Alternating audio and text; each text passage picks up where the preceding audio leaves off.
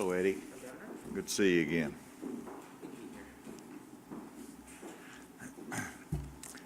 Thank you for joining me for today's weekly update. I have a number of items to go through. First, we're going to start with the weather and the preparations that we're making for potential ice event later in the week. Secondly, I want to talk about the schools and quarantine policy. We'll go through our case update, and we'll also be talking about the testing, the availability of at-home testing. Let me start with the weather, and I'm pleased to be joined by Dave Parker with RDOT, and then also Director A.J. Geary with our Department of Emergency Management. This morning I was on the phone with the administrator of FEMA and going through what we can expect over the next couple of days. It looks like weather-wise it will be Wednesday night. We will see temperatures drop below freezing, and of course we've all seen ice events in Arkansas, and they are of greater concern than snow events, and so we expect some ice that will come. It could be a quarter inch of ice likely for central Arkansas. It could be a half of inch of ice in the northern parts of the state, and the main impact of course will be power outages, but also the roads. Of course it doesn't take much on the ice accumulation to bring down a power line. In anticipation of what we're going to see Wednesday, Thursday, I've directed the pre-positioning of 8 National Guard teams around the state for the winter response.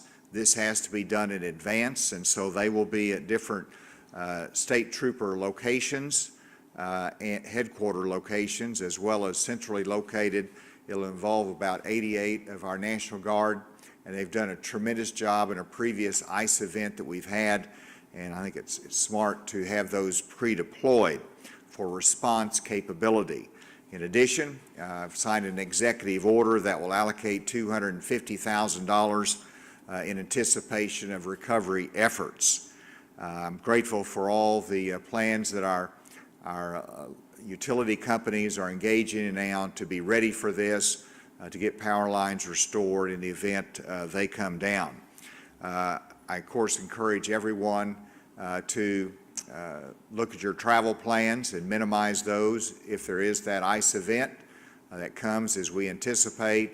And then secondly, to be prepared, have a basic emergency supply kit along with a family emergency plan in the event we have this severe ice event as is being predicted. With that, I want to invite Dave Parker from RDOT to talk about what they're doing from a highway perspective. Thank you,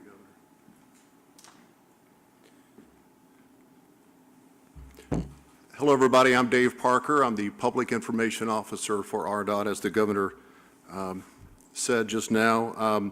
Really, 2 things on behalf of RDOT I'd like to stress for the next 48 to 72 hours. First thing is really just your own safety. This system, still very unpredictable, has the potential for significant ice. We are asking that during that period, roughly from Wednesday night, late Wednesday night, into Friday morning, that you stay home, stay safe, stay warm, stay off the roadways, let us get out there and do the job that you have hired us to do. Snow is one thing we can deal with, and I think we're pretty good at it at RDOT, but when it comes to ice, it's just a completely different animal. As far as preparation, we have been communicating. All 10 RDOT districts have been in full communication for the last 48 hours, prepping and planning. Specifically, all 10 districts have the equipment checked out, make sure it's in good working order. We have all of our trucks loaded, primarily with rock salt. That seems to be the better method with this system coming in. And then, of course, our personnel are in place. So we're as ready as we can be. We do want to stress again that ice brings different concerns. Just a little bit of ice can cause a lot of problems. So be patient with us. Stay home if you can, and we'll get the job done. Thank you. Thank you, Dave. And next, let me go to COVID. And first, in reference to our hospital beds, I'm grateful for the General Assembly approving the funding for additional hospital beds at UAMS. The 10 additional beds are now available at UAMS, which are 27 of beds that have been paid for the ARPA funding. In addition, we have 10 additional beds that are available through the VA system. When it comes to the schools, just to reflect back, of course, at the state level, because of the number of cases as a result of Omicron, we're not able to do contact tracing, and our case investigation is not capable of doing it at this time, and it doesn't prove to be fruitful with this number of cases. We look at the schools, and we want to provide clarity for the schools, and the Department of Health and the Department of Education has worked hard on a statement that will clarify the policy, and that will be available to the school districts. But I wanted to read one portion of this that hopefully will make it clear that contact tracing and quarantines for students who are determined to be probable close contacts remain best practices as mitigation strategies, but there's no directive for districts to do so. And so that is left to district decisions. I think we'll see that many of the districts will stop doing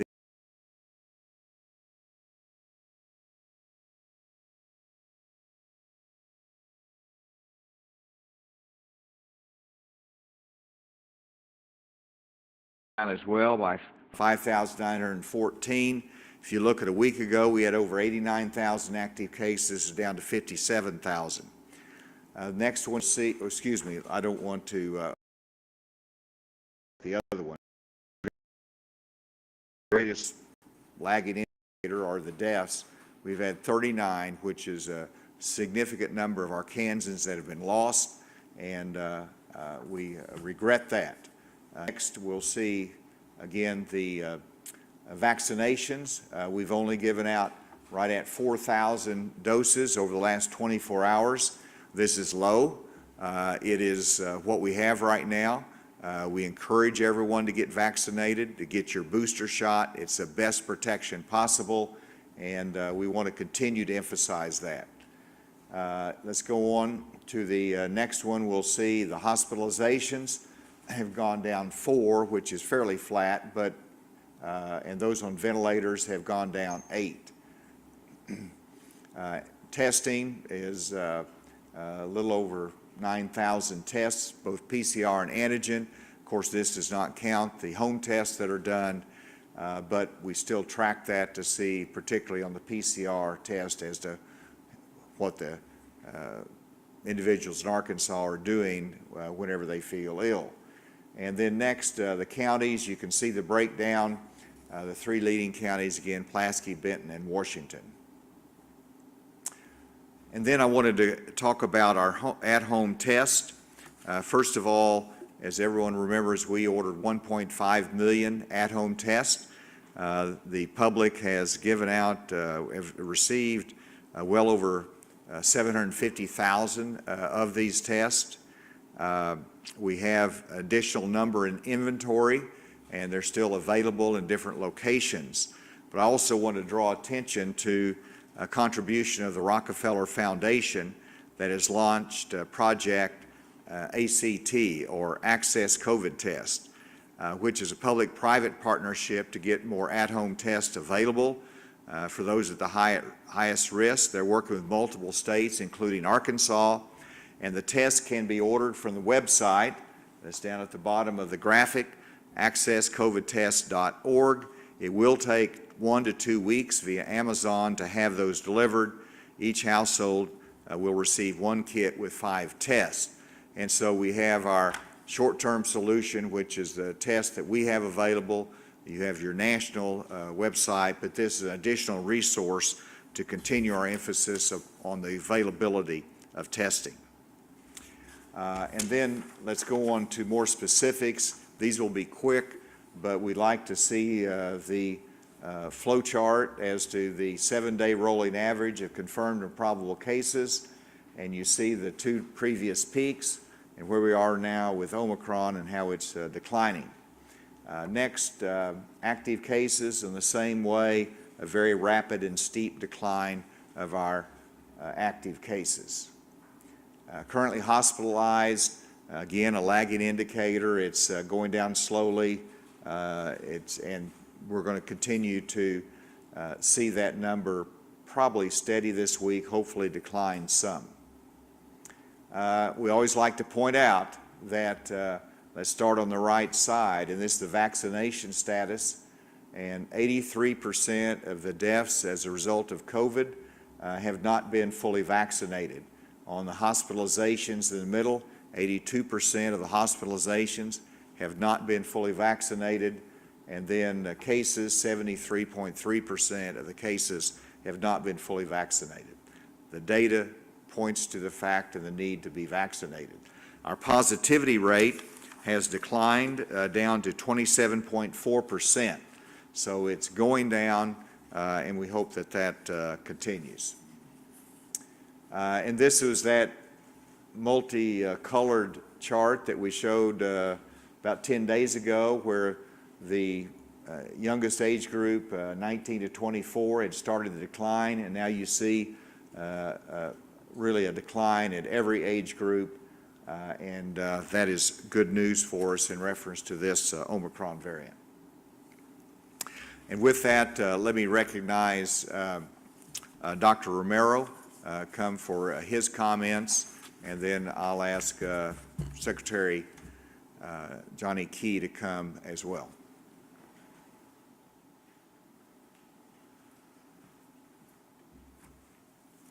Thank you, Governor.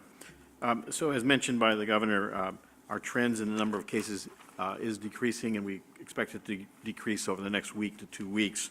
I want to make a special emphasis today on the fact that we have sufficient numbers of antivirals currently available.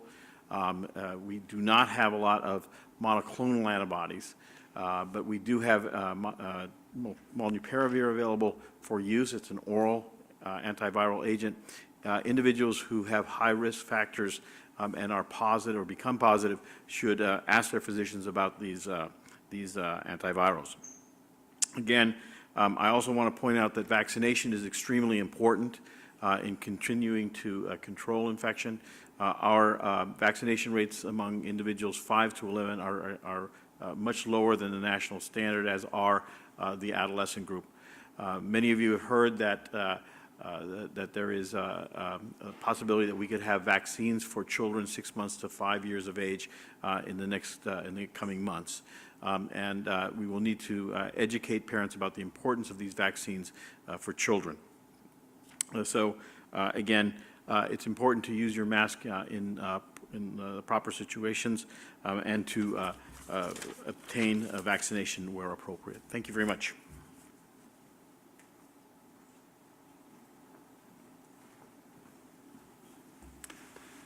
Good afternoon. As the Governor mentioned, we'll be issuing this communication to schools later today. Throughout the pandemic, the Department of Health has worked with the Department of Education to issue COVID-19 communication about health standards for Arkansas public schools pursuant to Arkansas law. The Secretary of Health, as Director of the State Public Health Agency, has the responsibility and duty to continue to issue standards, guidelines, and recommendations related to COVID-19 and other diseases to inform and protect individuals. As knowledge and resources have evolved during the pandemic, the response to COVID-19 has been modified to balance educational and physical well-being in public schools. To that end, as the Governor mentioned earlier, contact tracing and quarantines for students who are determined to be probable close contacts remain the best practice as mitigation strategies, but there is no directive for districts to do so. Isolation is still appropriate for individuals who test positive for COVID-19 or for those who are symptomatic. And I would add to that, to reiterate what the Governor said, we have vaccines available, and we will continue working with districts regarding increasing the percentage of our students and staff that are vaccinated. We will also continue supporting districts with respect to the mitigation strategies and their communication with us, with our points of contact throughout the schools, the hotline that we have so that schools can still call that hotline and communicate with Department of Health and/or Department of Education personnel as they work through their responses at a local level. A couple of other things that I want to mention. One is, as of this week, we have not had any districts who have reported any modifications of on-site instruction, which is good news. That continues the trend that we started seeing 2 weeks ago. And finally, we want to mention that we at the department will be setting aside $300,000 of our ARP ESSER funds to help streamline the process for background checks. One of the things that we learned during Omicron was obviously the difficulty districts had in getting sufficient numbers of substitute teachers, but we learned that there are lifetime teaching license holders out there, retired teachers who wanted to come back but needed to get a background check to adhere to Arkansas law. That process was too long. So we have been working with the Department of Human Services. There is some computer programming that's going to have to take place to streamline that, but also we'll be covering the cost of background checks up to that $300,000 amount, and then continue to look for the future and plan for the future as to how we can best streamline that process moving forward and help our schools have a network of substitute teachers who can come in should we encounter additional COVID-19 disruptions. Thank you, Governor. Thank you, Johnny, and with that, we'll take any questions. As far as the school change, if the cases are coming down and there's no schools that are currently in, virtual education, what's the reason for discontinuing the directive now? If it's best practice, why is it not going to be required? Well, the answer is that we want as many students in school as possible, and they've had a challenge with this number of cases, and many of them are asymptomatic, but the contact tracing has been such a burden on our schools. They can't keep up with them, and so it's keeping students out of school, and they're not symptomatic, and of course it should be an encouragement to get a vaccine, the fact that you don't have to worry about that to begin with, but we want to keep kids in school, and that's a practical remedy to help our staff, to help the educators that are doing an extraordinary job, and this is the best step forward at this time. Now, we've always had our guidelines, but we're just sort of drawing attention to the fact that it's not a directive, that the schools can make that decision, and the ones I've talked to, I think that they will go that direction to keep as many kids in school safely as they can. Johnny, did you want to add on that any? The only thing that I would add is, one of the difficulties and the challenges that schools have experienced when they have issued or identified students to be quarantined, those students many times never get sick, and that's something that continues to come up in our conversation with superintendents. And so looking at where we are now, and as the governor has mentioned over the weekend, especially moving from pandemic to how do we operate more in an endemic phase, that's something that really impacts the schools when you're sending kids home, sometimes unnecessarily. But to emphasize, if students are sick, they need to stay home. So would just appeal to parents, if your students are exhibiting symptoms, keep them at home, as we would do with the flu, as we would do with chicken pox or many of the other diseases that occur in our school systems. Does it mean that there's going to be any changes to the Test to Stay program? The Test to Stay, that's going to be something that continues at this time. We have no changes planned to that, and we are working with districts that want to continue having that in place, but we've also communicated with districts that are not getting the participation, so there may be some that no longer will continue that program. So you're saying some schools won't do Test to Stay anymore? It's always been at the discretion of the schools. And so we anticipate there may be some schools, as now we're seeing Omicron wane, that they may back off from that test to stay, but it is still available for them who want to participate. And are you worried that maybe asymptomatic or low symptomatic cases, with cases like chickenpox, it's pretty clear when someone has it or not. Are you worried that could present a bigger risk for spread if people don't know that they have it or have been in the same room with someone? Yeah, I think based on the work that Dr. Romero and his team have done, I mean, we feel confident that this is the right move at this time. We don't think that this creates or elevates the risk. Obviously, we want more students to get vaccinated. That's the way that we're going to kick this eventually, and I think this gives us another reason to say, look, in all of our mitigation strategies, the number one mitigation strategy we have available is to get vaccinated.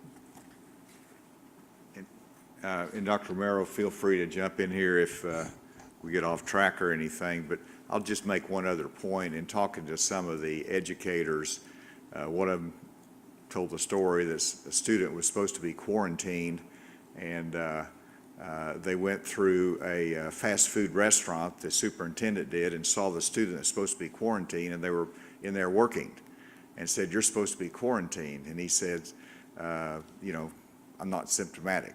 And so, you want things to be effective as well. And this is just an example of where, at this time, where we are moving, hopefully, from a pandemic to an endemic, that we can rationalize these rules and be responsive to where we are in the school system today and do the best things for our students. Is there any question remotely? Yes, Governor. This is Chelsea Holmes with KNWA News in Fayetteville. We've been seeing our active cases and our daily cases trending downward the last couple of weeks.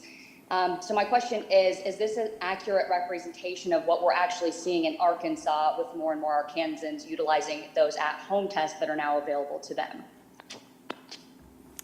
I believe it is because we have the data on our tests, the antigen tests that are reported to us, our PCR test, and that's a consistent pattern, and that's going down.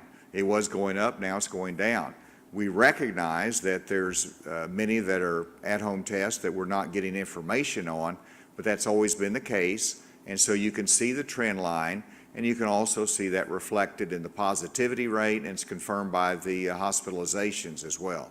So I'm confident that the decline that we're seeing is real. Governor, this is Amy Darling with KNWA as well. I would like to ask a question regarding deaths in the state. Obviously, we've seen a large amount of deaths today. Are these deaths from Omicron? Are they from Delta? Is there a specific age group that we're seeing being hit particularly hard with deaths? And what's the message to Arkansans about the how Omicron, or not necessarily Omicron, but COVID is still a deadly disease? Well, thank you for the question. I'm going to ask Dr. Romero to come up on this. But the first point and the message is get vaccinated, because again, you go to the data point that 80-some% of those that die have not been fully vaccinated. So that to me is a very important point and best protection. Dr. Romero, do you want to elaborate on those deaths? So these are recent deaths. They are from the recent surge. We expect to see more of these numbers increasing in the next few days and week. Although it's true that on an individual basis, this tends to be a milder disease with milder outcomes, when you are infecting hundreds of thousands of individuals, you're going to have an increase in the number of deaths. So this is the outcome of this infection in our community, the inability to bring it under control by vaccination or by appropriate use of masking. So we will see more deaths and significant numbers of deaths in the coming days. This is not over yet. Next. This is kind of. Hey, Governor, it's Mitch. All right, we'll do Mitch, and then we're going to come to the table. So go ahead, Mitch, then we'll come back to the table. Thank you, sir. I appreciate it. Just slightly different topic here. It's about the shootings in Little Rock. I'm sure you're aware 12 people have been shot in Little Rock since Friday, including a baby. The mayor announced last night that he was going to pursue a state of emergency because of gun crimes. Just your reaction to the violence, and then also, has there been any request for state resources such as state police? Well, the state police has assisted in some of the criminal investigations that have occurred, and so they're available for that. As you'll recall, we've had spikes in violent crime previously over the course of the last 5 years. There's been an instance where the state police, at my request, increased the patrols in Little Rock and certain areas, and we cooperated in providing additional support. I've tasked my Department of Public Safety, including the state police, to come up with a set of options as to how we can provide additional assistance to the Little Rock Police Department, to the local law enforcement agencies in support of their anti-crime efforts. And the fact is, we've got to make sure that if we have repeat violent offenders particularly, that we concentrate our resources on those. And if we need to put more resources on those that might be in an absconder status, or the state has some responsibility on, we want to be able to focus our attention on that and increase our support for it. So that's a work in progress, but the resources the state has are available, and we want to provide additional assistance as requested. You said in an interview last week that you don't think that Donald Trump should lead the country again, and I know that Sarah Huckabee Sanders is running to be governor and you've endorsed her, but in her early rallies she's shared a lot of the same leadership qualities and supported former President Trump. I was wondering if you had any concerns or any thoughts on that. Oh, absolutely not. Sarah Huckabee Sanders has earned the nomination. I've endorsed her. She's speaking on the same issues that I talk about in terms of the needs for the state of Arkansas. And just because somebody might have a different opinion on politics nationally down the road doesn't make a difference to me in terms of her qualities to be a good governor. Obviously, there's many people in Arkansas that might disagree with me. I articulate my views on a number of different topics, most recently on this one, but I've also articulated my concerns about the Biden administration in terms of their border security and inflation and their lack of coordination, I should say, change in distribution of vaccines and other therapeutics with the states. And so there's a lot of disagreements with this administration that just drifted into politics down the road.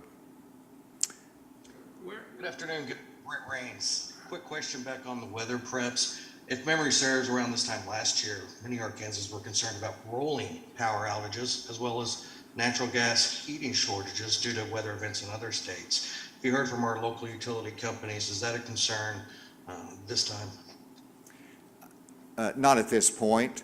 We'll continue to monitor it, but if you'll remember in the extreme weather event of last year, that the struggles that Texas had particularly, we did have some rolling outages here in Arkansas, but they were minimal. We've done an energy review of that. We've increased our communication flow, and at this stage, I don't anticipate a problem, but we'll continue to monitor it. You haven't announced a special session for next week. Does that mean you've ruled that out? No. If you have not ruled it out, when do you expect to make a decision? Soon, but no, I have not ruled it out. I know there's some items that we need to cover, the EBD being the most obvious one. I had a discussion with the Senate Pro Tem and the Speaker of the House today, just sort of batting about ideas, but I'll make that decision when I get to that decision. So it'd be Wednesday through Friday if it was held? Not necessarily. I mean, it could be afterwards, it could be before, or we could just take what steps we need to do during the fiscal session itself. So that decision has not been made. I'm still weighing it, and there'll be more to announce about that later. All right, I think we've covered it. Thank you. Oh, I'm sorry, right back here, my ear. Thank you. I can hear you okay. Okay.